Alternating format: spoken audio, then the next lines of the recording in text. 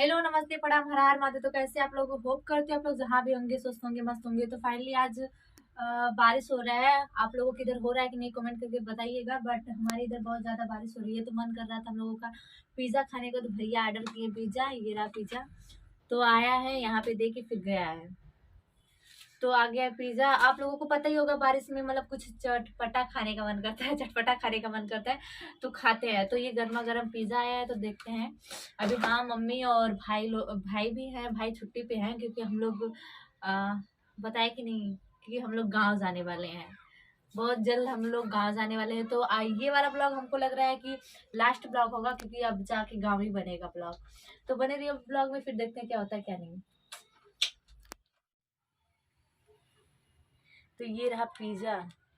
ये तो 4 पीस है ना मम्मी, एक पापा एक मैं एक भाई एक तुम।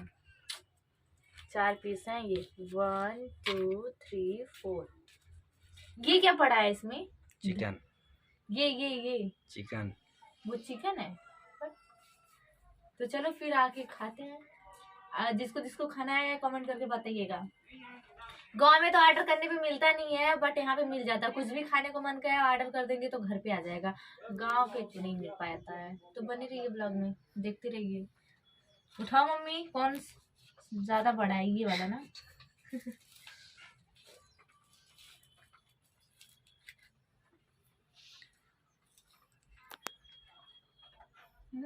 कुछ खास नहीं ना, जैसे वो रहता ब्रेड बस।